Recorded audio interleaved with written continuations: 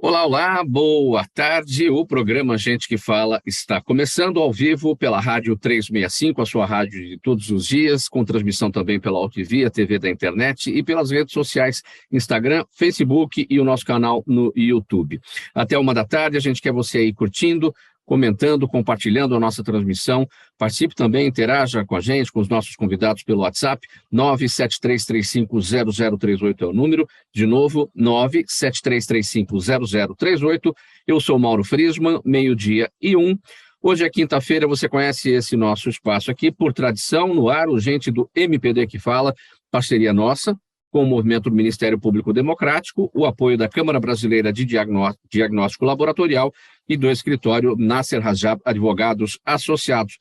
Vamos conhecer os nossos convidados de hoje, que vão analisar, vão debater os temas por aqui propostos.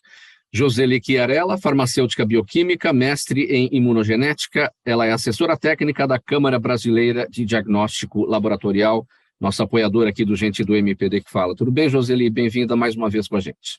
Oi, Mauro, prazer estar aqui com vocês, assim, olá, ouvintes, e hoje o prazer é especial porque eu estou aqui na sede da Fundação Getúlio Vargas, num Summit de Ética em Saúde, que eu acho que tem tudo a ver com alguns dos temas que nós vamos conversar hoje, né? Sim, tem muito a ver com os temas, e aí a gente também vai te pedir mais adiante no programa para você tratar um pouquinho aí desse evento, o que é que está acontecendo por aí. Bom, nós vamos começar o Gente do MPD que Fala de hoje, 12:03 agora, falando, eu vou destacar aqui um trecho da coluna da jornalista Eliane Cantanhede, no Estadão de ontem. Ela destacou o seguinte, ela disse o seguinte: quem diria, com tantas investigações sobre tesouros das Arábias e ataques a vacinas e máscaras, urnas eletrônicas e instituições, a primeira busca e apreensão da Polícia Federal atingindo o ex-presidente Jair Bolsonaro foi por algo que ninguém esperava: adulteração de dados oficiais sobre vacina, que ele nega. Na verdade... São palavras, portanto, aí da jornalista Eliane Cantanhede, na sua coluna no Estadão, e ela ainda alerta: parece um caso menor, mas não é. O episódio envolve atentado contra a saúde pública, associação criminosa, adulteração de dados oficiais e falsidade ideológica, entre outros crimes.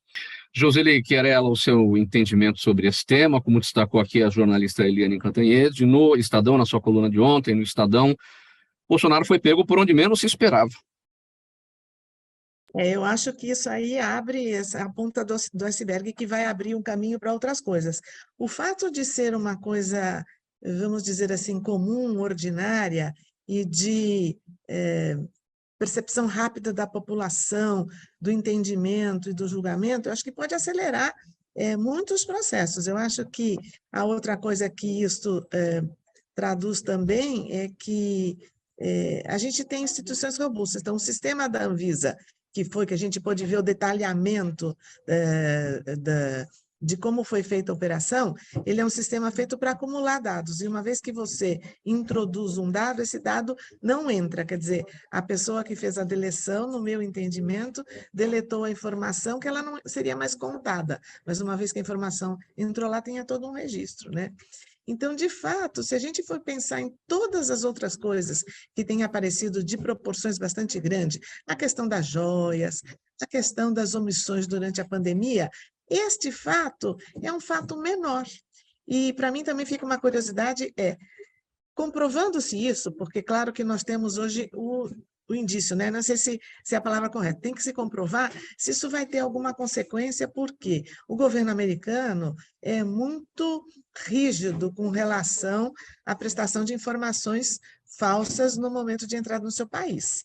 Isso também é uma consequência, que será fora das nossas fronteiras, mas, no dito popular, vergonha alheia para a gente, né? Essa situação, né? 12:21, programa Gente que Fala, edição de quinta-feira por aqui, é o Gente do MPD que Fala, parceria nossa, com o movimento do Ministério Público Democrático, o apoio da Câmara Brasileira de Diagnóstico Laboratorial e do escritório Nasser Rajab Advogados Associados.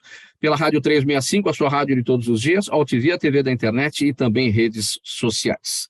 Um grupo formado por mais de 50 organizações da sociedade civil solicitou ao presidente da Câmara, Arthur Lira, e ao presidente do Tribunal Superior Eleitoral, Alexandre de Moraes, uma reunião para discutir a tramitação da PEC que estabelece a maior anistia da história a irregularidades eleitorais cometidas por partidos políticos.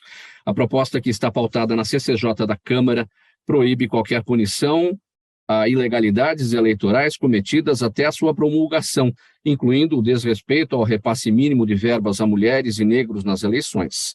Segundo as entidades, a PEC extingue a eficácia de julgamentos realizados pela Justiça Eleitoral e esvazia o poder de fiscalização da Corte Eleitoral. Quero acrescentar aqui uma informação também. Olha, no dia 2 de maio agora, na terça-feira, as organizações que integram a RAC, a Rede Advocacy Colaborativa, emitiram uma nota pública defendendo a rejeição dessa PEC, é a PEC 9 de 2023, em nome do cumprimento das leis vigentes no país, na prevalência do interesse público e da promoção da diversidade.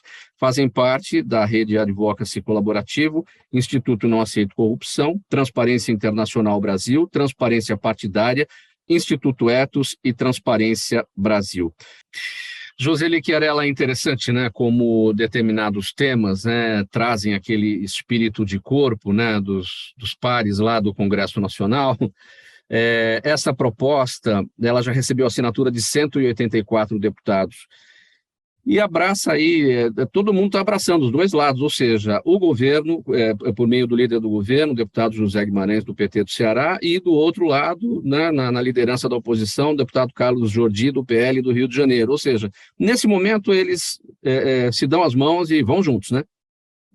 Se abraçam para o interesse comum, e é muito triste a gente se reconhecer como o país da pizza. Quer dizer, a gente tem uma legislação, a legislação foi aplicada, e na hora do cumprimento, da finalização, vem esse pedido de todas as partes. Eu acho que a gente, como brasileiro, tem que ter a esperança de que, como foi aí, tentando evitar personalizar isso tudo no Alexandre de Moraes, porque ele é uma pessoa única, mas o que ele representa é que isso não dê continuidade, porque vejo de uma certa forma até inconstitucional. Se você tem uma legislação que foi aplicada, no momento dela ser executada, se dela ser cumprida, e aí um acordo entre as partes, vem a turma do deixar disso, não, vamos deixar de lado, tal. Quer dizer, é uma situação muito triste, assim, esse passar pano, esse ignorar as situações. E eu acho que nesse momento que a gente tem esse olhar atento para a consolidação das instituições, é super importante que isso não aconteça, porque jogará por terra uma credibilidade que as instituições vêm tendo. Então, eu torço para que isso dê em água, né? Que não chegue em pizza, que isso não vá para frente, apesar de reconhecer de que o Unidos Venceremos dos políticos é muito forte, né? Então, acho que a gente tem que prestar muita atenção nisso, isso vai sinalizar um outro momento importante aqui para o país, mas nós temos que acreditar que as instituições são fortes e que se farão cumprir as decisões. Vamos falar um pouquinho de saúde agora. A Agência Nacional de Vigilância Sanitária estuda liberar a realização de testes rápidos para outras doenças em farmácias e drogarias. Hoje elas só podem realizar testes de Covid e de glicemia. Segundo a Anvisa, o processo regulatório está em fase avançada e a deliberação deve ocorrer em breve. Para os representantes das farmácias, quanto mais a população testa, mais controle o Ministério da Saúde tem sobre uma doença, porque sabe onde estão concentrados os casos. Isso ajuda a prevenir a propagação e a desafogar os atendimentos em hospitais. É uma boa medida, Joseli? Bom, primeiro uma informação de última hora, foi aprovado ontem à noite. Então, sim, isso já tem um prazo para entrar em vigor e tal. É super importante. Na verdade, essa regulamentação ela está em revisão desde 2017. Então, nós tivemos, quer dizer, a gente sempre tem a inovação e a regulamentação ela vem a reboque da inovação.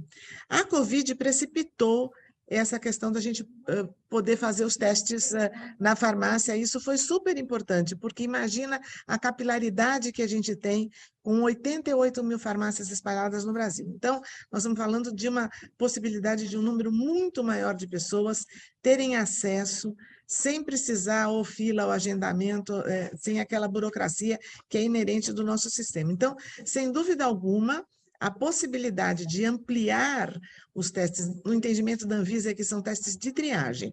O entendimento das pessoas que fizeram essa regulamentação é que, ao ser diagnosticado com uma doença por este primeiro teste numa farmácia, que é entendido como um teste de triagem, esse indivíduo vai procurar o serviço público, né? Então, hoje, só estava regulamentado fazer teste de glicemia e teste de Covid, e hoje a gente tem uma legislação que permite, vai levar 90 dias para implementar.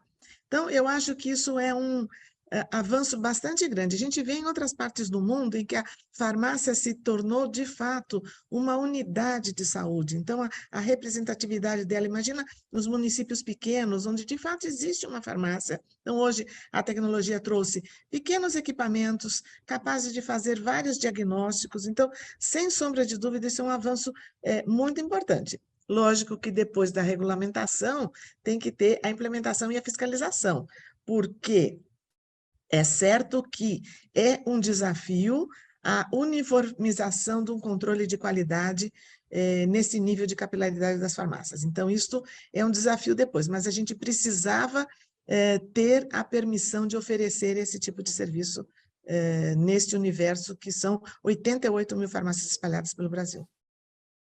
Dois pontos, Joseli. O primeiro, para o melhor resultado, né, dessa medida, que, de fato, aquilo que seja descoberto na farmácia a partir dos exames que serão feitos, que isso seja comunicado às autoridades, para que o mapeamento seja feito, para que as autoridades em saúde conheçam os seus inimigos e que possa atacá-los. Os seus inimigos, no caso, os problemas de saúde Brasil afora.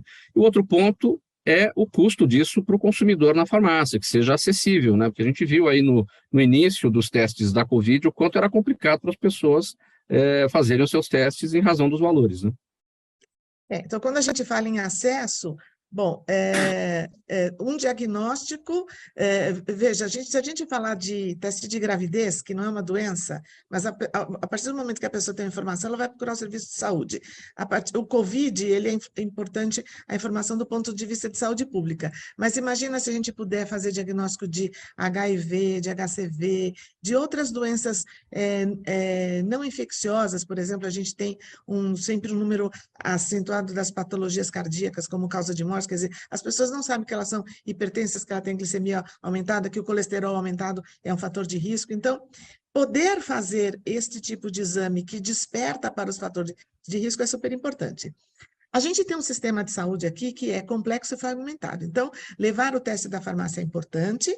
O teste na farmácia ele tem um certo custo e também esta cadeia para o reembolso, aonde existe, para quem tem, por exemplo, plano de saúde, isso também não está coberto. Então, além do indivíduo ter que pagar, mesmo que ele tenha um plano de saúde, o plano de saúde ainda não é muito claro esse reembolso. Então, mas isso é um processo, a gente tem que dar um passo de cada vez.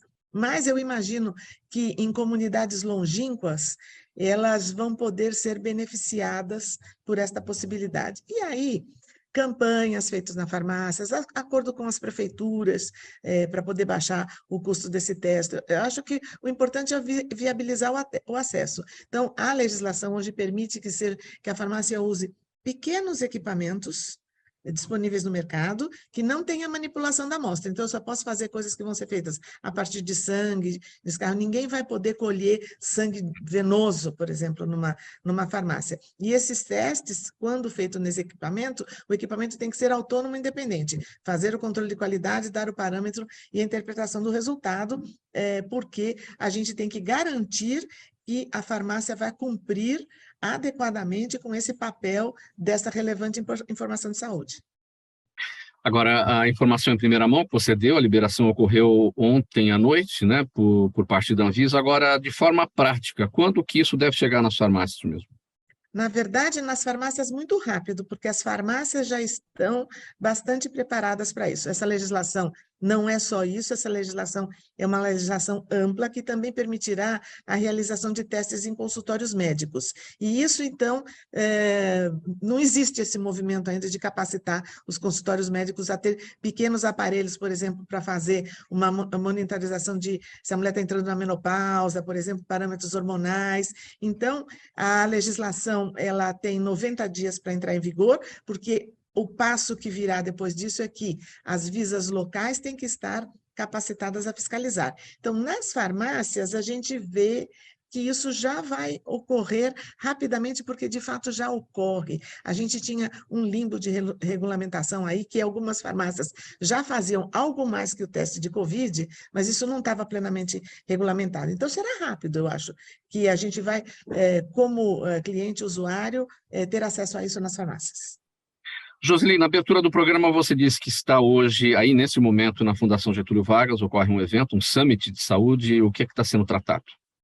Então, na verdade, esse é um summit de ética em saúde, promovido pela uma associação chamada Ética em Saúde, que congrega inúmeras entidades que buscam um ambiente mais favorável para a saúde. Eu até tinha deixado aqui uma frase que traduz um pouco essa questão da ética em saúde, que é ampliar a consequência do custo do oportunismo e da falta de transparência. Então, eu acho que isto é um dos objetivos da ética em saúde. Então, hoje nós teremos falas muito ligadas com a corrupção da saúde, que desvia boas quantidades de dinheiro da saúde. Nós temos aqueles casos do Maranhão, por exemplo, onde os tratamentos de Covid foram num número muito maior do que os habitantes da cidade, né? Então, desde que o acesso seja a quem tem direito, desde que as compras em saúde sejam feitas para um preço justo, nós temos um país de cobertor curto, mas se a gente conseguir minimizar a corrupção, a gente terá mais acesso, quer dizer, vai fazer mais com o mesmo dinheiro. Então, aqui estarão representadas todas as entidades que se relacionam com a saúde, tanto nós do diagnóstico, o pessoal dos dispositivos médicos, as associações ligadas com a indústria farmacêutica, porque isso é um tema extremamente relevante, né? Quer dizer, o lema desse evento é: quem tem compromisso com a ética, cuida da saúde com integridade. Né? Então, é esse o objetivo deste evento, é de dar visibilidade ou aos fatos que relacionam com corrupção e também com as ações que têm sido feitas, porque a gente tem visto que há um saneamento também das ações de corrupção na saúde promovido pelo governo. Outra pergunta aqui, Joseli. Rafaela Gomiero está no Facebook, ela quer saber sua avaliação sobre a nova vacina contra a dengue, importada do Japão. Ela já está disponível no SUS? Não, ela foi aprovada, essa vacina. Dentro do processo de aprovação, tem uma etapa que é a aprovação do preço na CMED da Câmara de Medicamentos. Isso deve acontecer no próximo mês ou outro, e só aí é que ela pode ser comercializada. Para que ela seja disponível no SUS, a gente tem um processo interno aqui de compreensão e que avalia a relação custo-benefício. São critérios bastante complexos para incorporação de uma vacina no Programa Nacional de Vacinação, do PNI.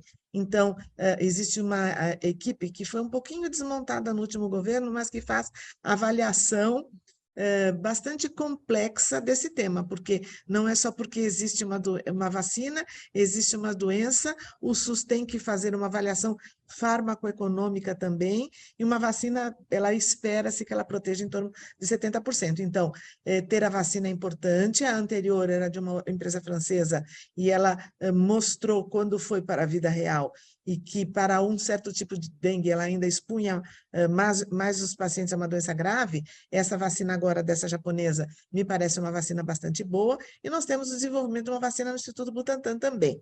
Mas a incorporação do SUS, ela vem depois da aprovação pela Anvisa para o uso da vacina. Agora a pergunta minha, sobre essa vacina desenvolvida no Butantan, por desenvolvimento nosso próprio ou por transferência de conhecimento de tecnologia de algum outro país? Na verdade, é um processo bastante importante, porque ela é uma tecnologia do NIH, mas ela foi trazida para cá no momento muito inicial do estágio de desenvolvimento. Então, foi a primeira vez que nós tivemos fase 1 Bridge e o fase 2 feitos aqui no Brasil. Então, ela não é uma tecnologia brasileira, mas uma parte muito grande do desenvolvimento feita aqui e coisas sendo feitas pela primeira vez. Vamos colocar um ponto final nessa edição do programa Gente que Fala de hoje, edição de quinta-feira, sempre por aqui o Gente do MPD que Fala, a parceria nossa com o Movimento do Ministério Público Democrático, o apoio da Câmara Brasileira de Diagnóstico Laboratorial e do escritório Nasser Rajab Advogados Associados. Na sequência da programação da Rádio 365, vem aí o Lucas Neto com o programa O Melhor para a Melhor Idade, e a gente volta a se falar amanhã, por aqui, a partir do meio-dia, ao vivo, pela Rádio 365, sua rádio de todos os dias, transmissão também pela Altivia TV da internet e pelas nossas redes sociais. Um abraço para todo mundo, uma boa tarde a todos e até amanhã. Tchau, tchau.